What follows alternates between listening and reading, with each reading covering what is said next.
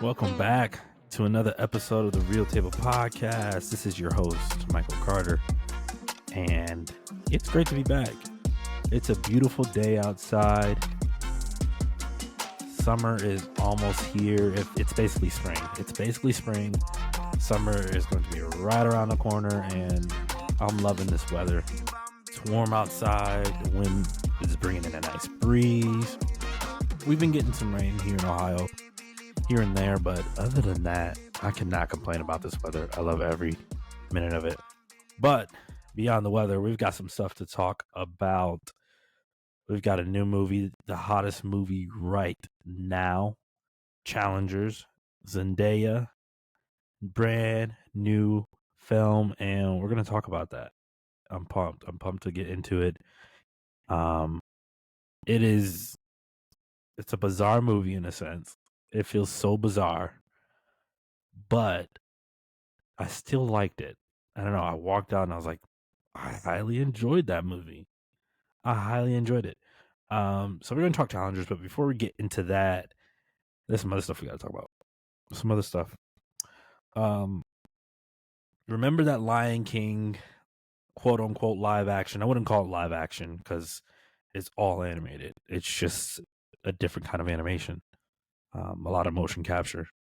But you remember that motion captured animated Lion King movie? I think it came out in, I want to say 2019. Yes, 2019. Remember that movie? Well, that movie is getting not necessarily a sequel, but it's getting a prequel based on MUFASA. It's telling Mufasa's story. And then I'm pretty sure Scar is in there. But it gives the whole background or whole backdrop of Mufasa and his upbringing. And a new trailer just dropped. It's with Barry Jenkins is directing the movie, which is huge. It's huge. Barry Jenkins he's one of those directors that if you keep up with the film world, he's a name that you respect. He's known for Moonlight, where if I'm not mistaken, let me make sure I got this right. Barry Jenkins won Best Director.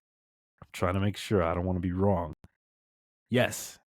Yep, he won Best Director for Moonlight in 2017, where Moonlight also went on to win Best Picture in 2018 Oscars. That's, if you might have heard of it, but it's the big Best Picture fiasco. Where they got the envelopes mixed up and La La Land was called and Moonlight was supposed to be called.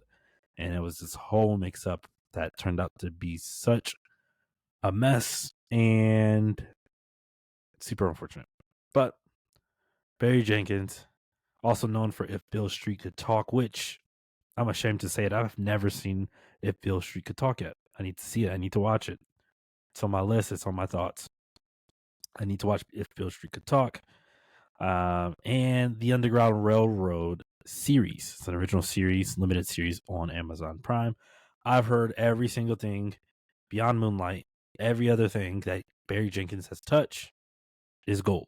I've heard it's great. I heard it's phenomenal. So when this was announced, I was not sure what to think. I was not a fan of the 2019 Lion King because it was a shot-for-shot remake. It didn't take any risk. It didn't take any chances. It didn't try to do anything different. And that's unfortunate because Jon Favreau was the director behind that one. And so it was kind of sad to see a director and a filmmaker and a person that I like kind of take that kind of property, take that title and not do anything any different with it. So Disney calls up Barry Jenkins from Mufasa, and I am interested. I am very interested. My eyes are open. You've got my attention. Excuse me. Now, after watching the trailer, the movie, as expected, doesn't look like it offers anything different. Now, wait a second. Because I love and I respect Barry Jenkins. I'm not quick to rush right now. It looks in the vein of the 2019 film, but again, I don't want to run and go, well, hold on a sec. You know, this looks terrible. It's gonna be terrible. It's gonna be this. When I'm like, to be honest, this could be a home run hit for Barry. This could be a home run hit due to the fact that this story, it does not exist. There's no existing properties for the story of Mufasa. So Barry really has the ability to do something different and to give a really good story. Right? So we will see. Again, the trailer didn't offer anything amazing, but I think it's the sheer fact that Barry Jenkins' name is attached. And turns out people want to criticize Barry Jenkins, and this is my thing. We can criticize, we can have an opinion because that's what it is. Art is subjective. But put some respect on Barry Jenkins' name, y'all. We're not about to sit up here and we're not doing this. We're just not doing this to Barry Jenkins. Not yet. We're not doing this. No. I get what we're used to. I get we saw the 2019 version. I get that we hate remakes. I get we hate all that. We're not gonna do this to Barry Jenkins. If this was any other director, I won't say any other director. It depends on who it is. I would be like, that's fine, that's fair. And I think one could say it's not fair because the product isn't even out and nobody has seen it. But Barry Jenkins is a name. He's a name. His name has weight. Best director. His film won Best Picture. Put some respect on Barry Jenkins' name. Let's stop playing around. So the Barry Jenkins criticism, I will not take. You can still look at the trailer and go, oh, it doesn't look that good. That's fine. But I'm telling you, Barry Jenkins is a name that you need to respect. Everybody just needs to respect it. He's won an Oscar. You got to respect that, right? You can't debate. You can't debate it. He's won an Oscar. He knows what he's doing. He knows what he's talking about. And oddly enough, which is weird, I'm going to say it's weird, but one thing I do see him doing, he's really standing in front of this movie. And sure, somebody can be like, well, he's directing it and he's getting paid for it, so he has to do it. But dude is out in front. He's out in front and saying, hey, I know what everybody's thinking, but you need to relax. Right? And it's so interesting. And it's so interesting to see, like, I'm looking at some of these tweets right now and people gotta go, man.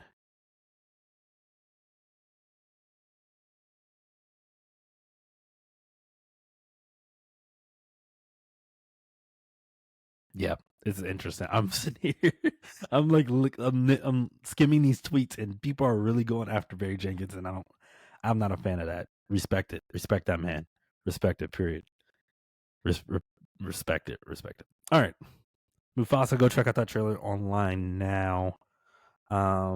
Also, this is random. I wasn't even going to talk about this, but speaking of Disney, I saw some Twitter reactions. I don't think not many people have gotten access, but some people have gotten access to Inside Out 2.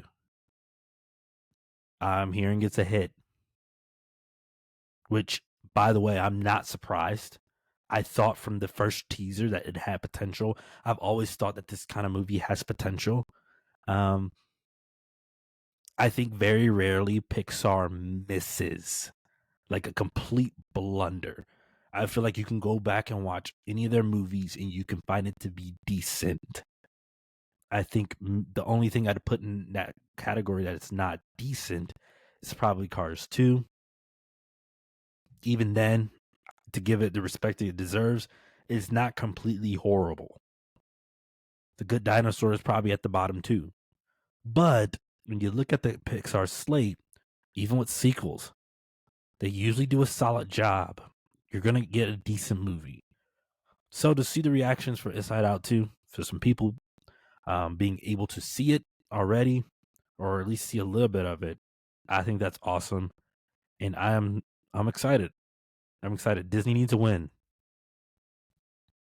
Disney needs a win. And so with Inside Out 2 and Moana 2, Nothing original, but they need a win. They need something bad. All right, they need a win, and who knows?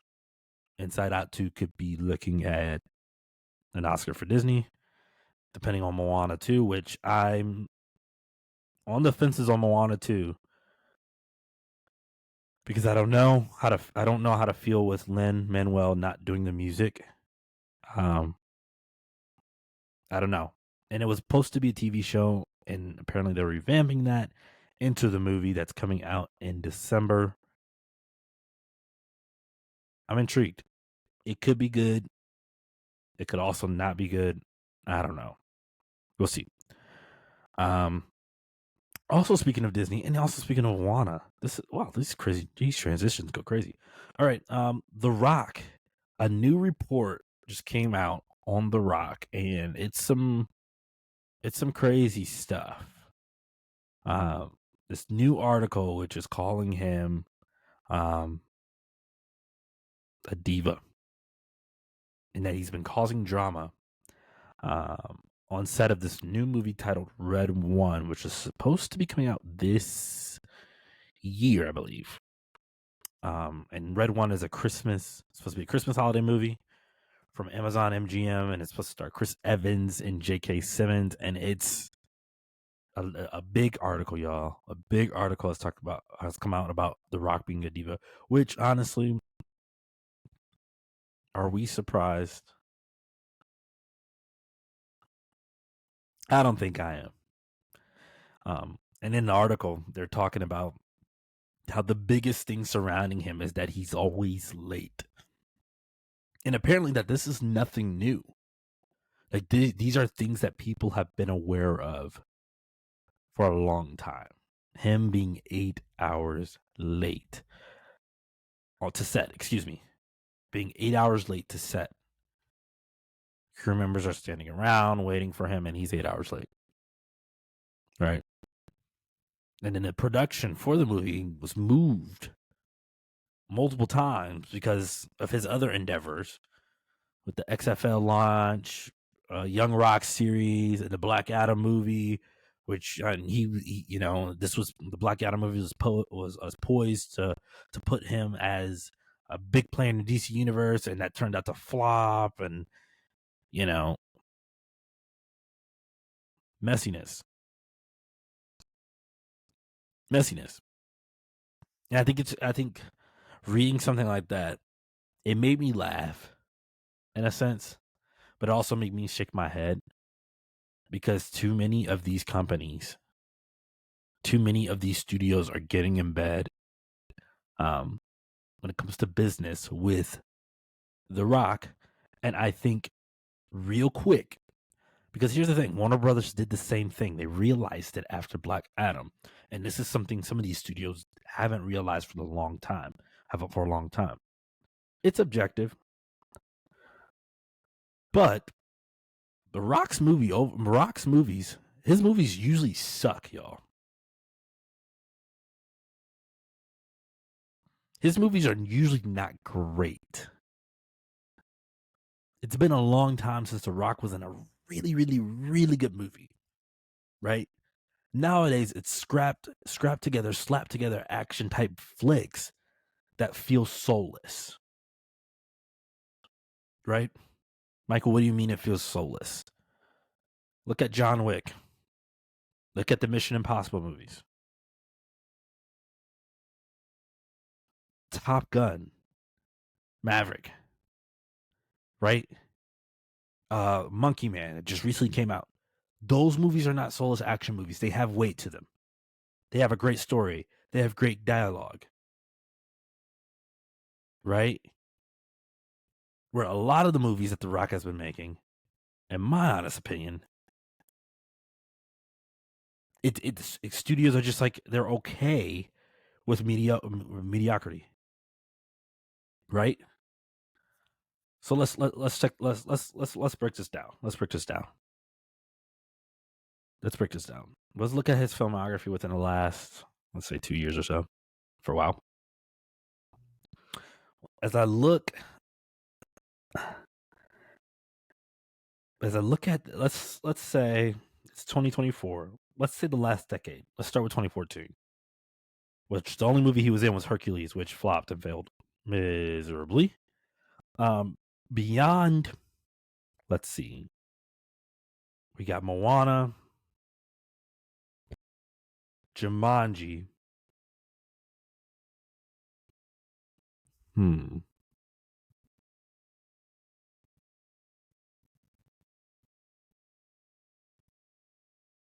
With Beyond,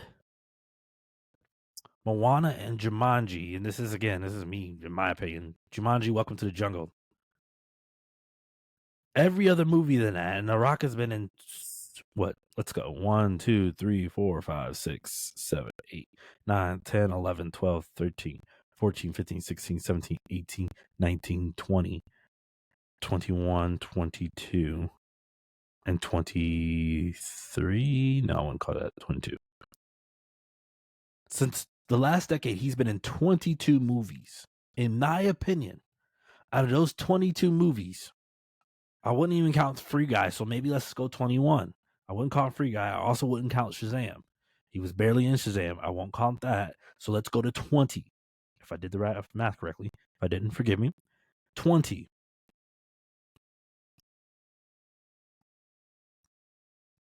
There's 2 movies out of 20. Maybe argue more. 2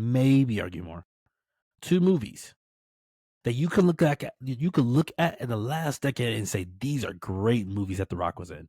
Maybe Fate of the Furious, maybe.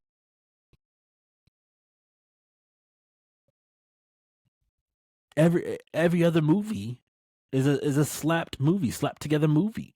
Rampage, Skyscraper, Baywatch. I've never seen that. Central Intelligence, San Andreas.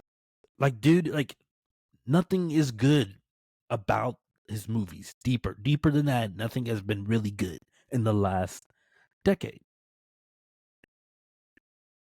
So, in my opinion, especially after the way the Black Adam landed, it would be so nice if studios would just take a step back and go, before we actually do this, before we actually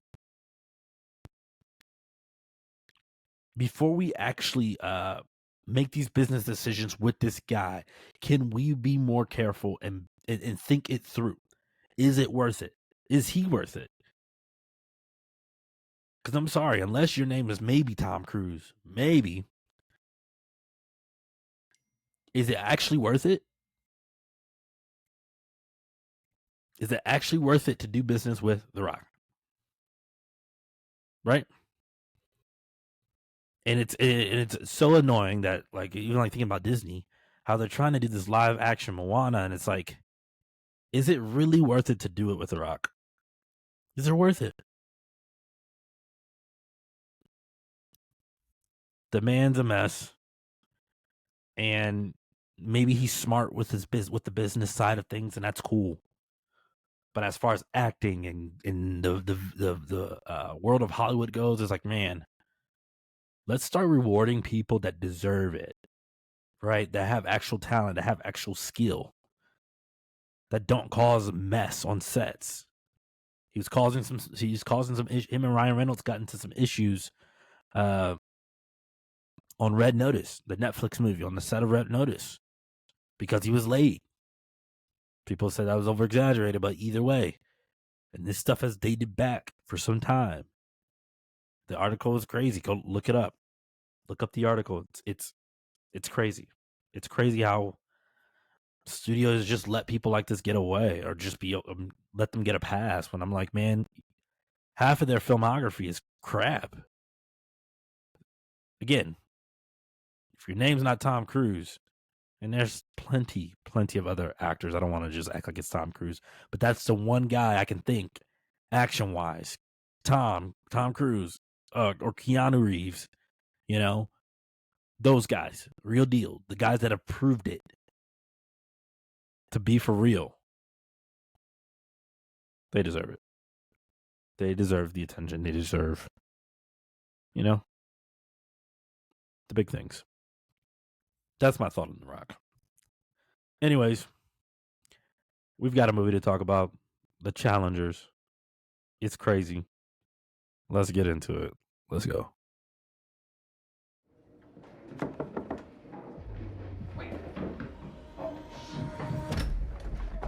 Hi. Hey.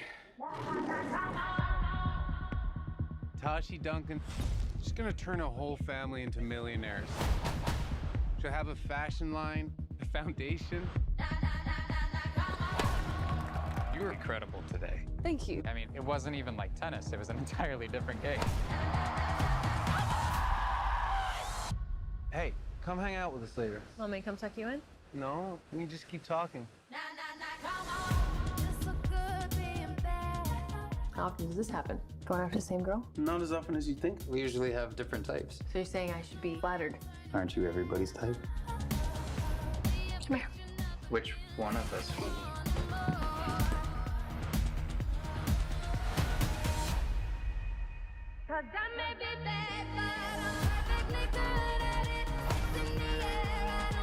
He's not in love with you.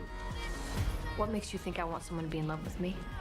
It's nice to see you lit up about something, even if it's my girlfriend.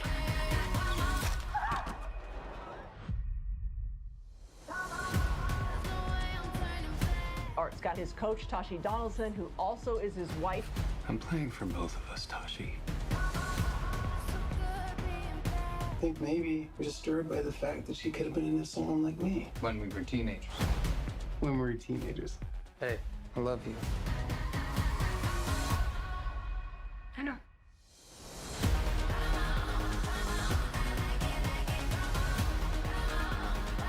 You don't know what tennis is. It's a relationship. We went somewhere really beautiful together. I'm taking such good care of my little white boys. I assume you planned this? Not this part.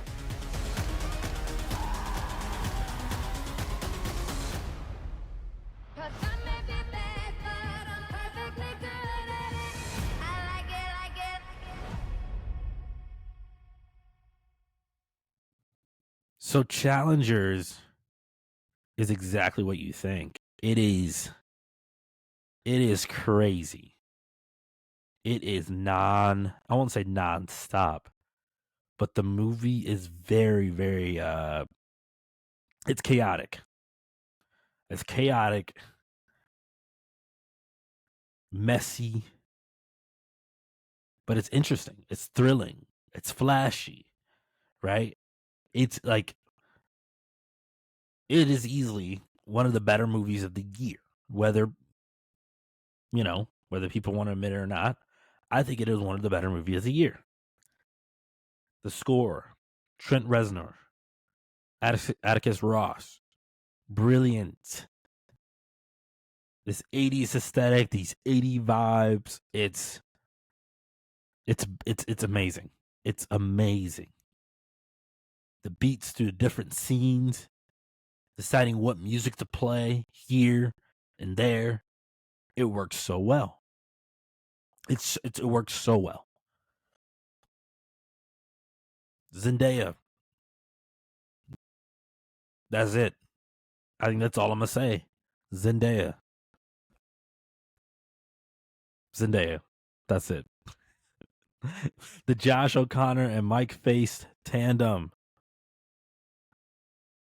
Incredible. This brotherhood between these two, and we flop back and forth. And then this is not a spoiler alert. I mean, you can watch the trailer and you probably you heard it, but it's different than obviously watching.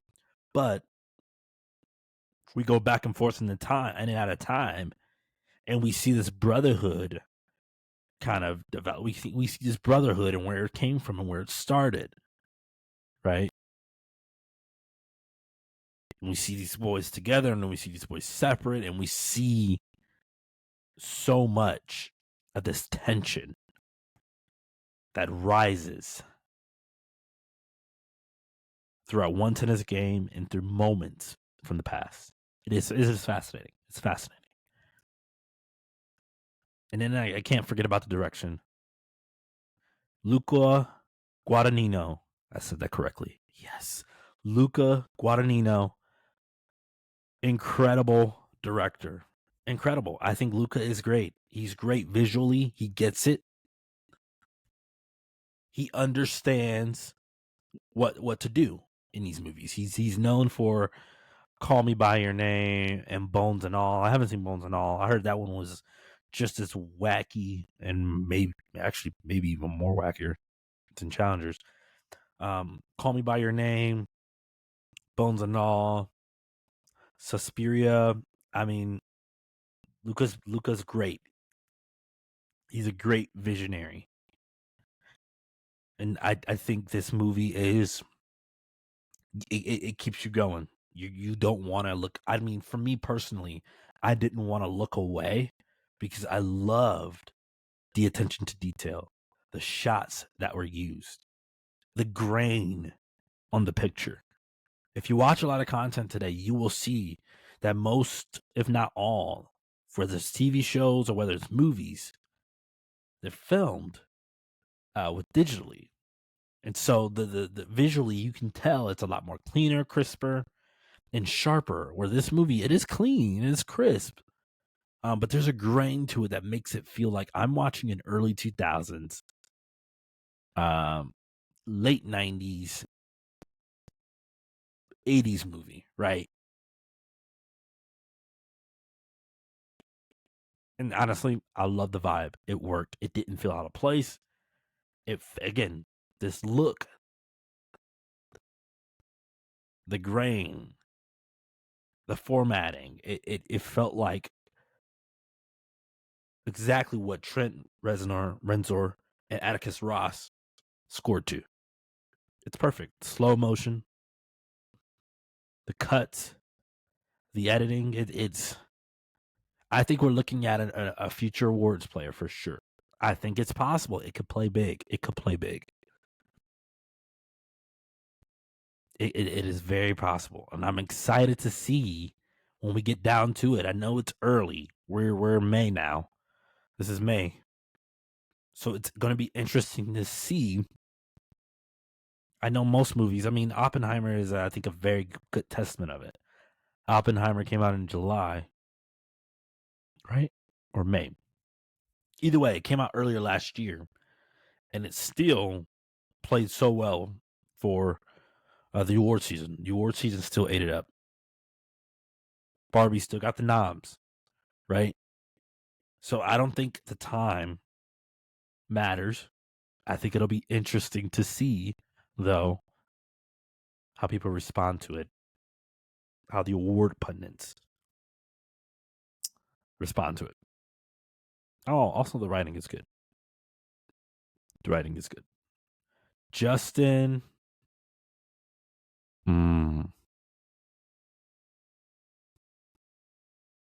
Justin Chrysites. I could be completely wrong. I might have butchered it. But Justin wrote a really good score. I think what I found fascinating about Challengers is that a lot of it felt open. Right? So, like casting wise, the cast isn't huge for Challengers. There isn't a big cast. And it circles around 3 people because I think that's, again, clearly that's an intention, but I believe Luca wanted to box us in. Luca and Justin wanted to box us in, and we're only talking about 3 people. Now it seems weird. You're like, where's these people? Where are those people? Where are these people? Until you realize that anybody on the outside that are not a part of this trio, they add no value to the story. 0 value. Right? So, I think working the movie from that lens, where obviously we see other characters talk and see other characters speak, but they don't have value that these other 3 have. Because again, it's not about other people. It's not about those other things. It's about these 3. Right? I thought that was super cool. Huge fan. Now, like when it comes to the things I didn't like, I think what I don't like the characters. And honestly, that might be the point. That might be the point, to not actually like the characters. I think in their own way, they're all horrible or not so good. But I still was intrigued. The motives. I kept asking myself why. And maybe that's where I think the movie wins. It's that I'm asking why. Why? And it doesn't feed it to you on a platter. You're not sitting here saying, well, this is why, I know this. And it may be, you may be able to pick up on it, but I think a lot of it is very open for interpretation. I remember reading an article where Zendaya was saying her mom read the ending one way. Zendaya had a completely different thought about how it ended and why it ended that way, and then her mom was like, no, it's this way. This is why. Right? And so I think the fact that it is so open for interpretation, right? Some of the things in the film are clear as day. This is this person, this is who they are, right? Zendaya's character sucks. She's not a great person. She's very manipulative. She's all about tennis, the relationships, the actual game of tennis. Obviously, it's a game, but everything is tennis for her, on and off the court, right?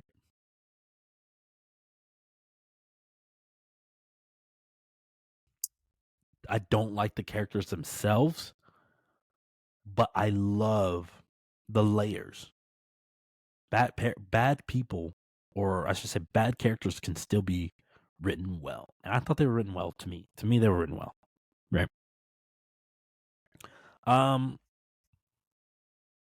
That might have been the only thing I didn't like.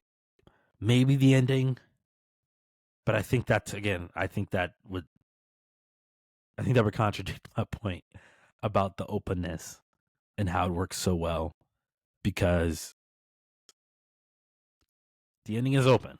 I won't get into what, but the ending is open, right?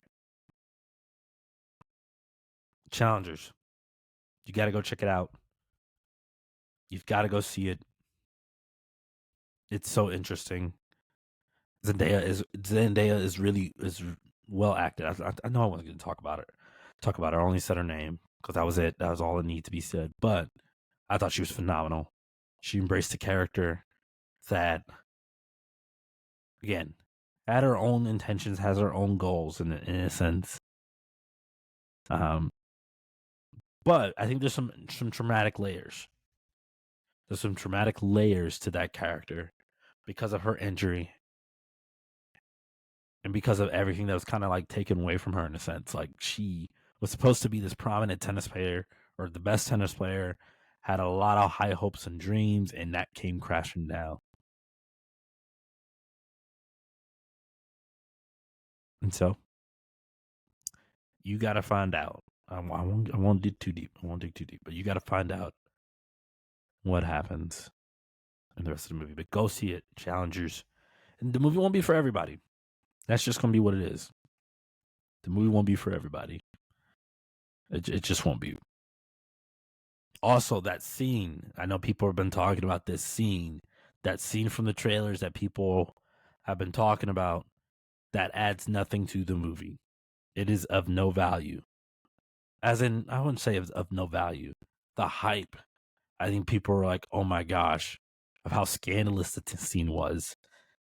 It amounts to nothing. It's not even, it has no bearings on the whole movie in itself. I don't think it adds. It adds some. There are interesting intentions when you look at the past and the present, that make you think about that scene, but it is not what you think. That's what I should have said to begin with. That scene is not what you think. But it is very interesting to think when you think about the present, and you think about a lot of the details from the past on how that amounted to a lot of the outcomes that we see in the film. But Challengers, it's worth a watch. I gave it an 8 out of 10. I think you go check it out. But with the Fall Guy coming out this weekend, which I've heard it's going to be really good. I don't know. I'd look at the Fall Guy. I'd look at the Fall Guy with Emily Blunt, Ryan Gosling. That should be a fun one, a really, really fun one. But yeah, Challengers, check it out. Also this weekend, Fall Guy. I think that's it. The Challengers is something that you should go see and you should check it out. Not everybody's gonna love it, but I mean, hey, that is movies, that is art. That is a lot of things that we consume. Not everybody loves it, but I think it's worth a watch. As always, it is great to talk on the Real Table Podcast. We'll be back next week. Maybe Fall Guy. Maybe Fall Guy next week. We'll see. X-Men 97 is getting good out there for my Marvel fans. X-Men 97. I think we're going to have to do a debrief on that whole show. It's very interesting. It's very interesting what they're doing with X-Men 97. Shogun. If people, it's over, but go watch Shogun if you can. I know we were talking about possibly doing an episode. I don't think that's going to be able to happen. People's schedules are all over the place, but do check out Shogun. Go check it out. Go watch it. And let me know what you think. I need to finish Fallout, which I heard was really good. Think there's anything else? There's so much on streaming. If you see something, send it my way. Other than that, it's all about what I see and what I hear. Even what I'm intrigued by. That's what I'll watch. All right. I love y'all. I appreciate y'all. I'll talk to y'all soon. Peace.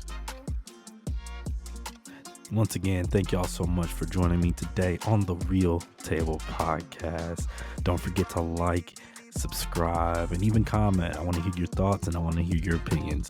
And don't forget to follow me on Instagram at The Real Table Pod and on Twitter at The Real Table.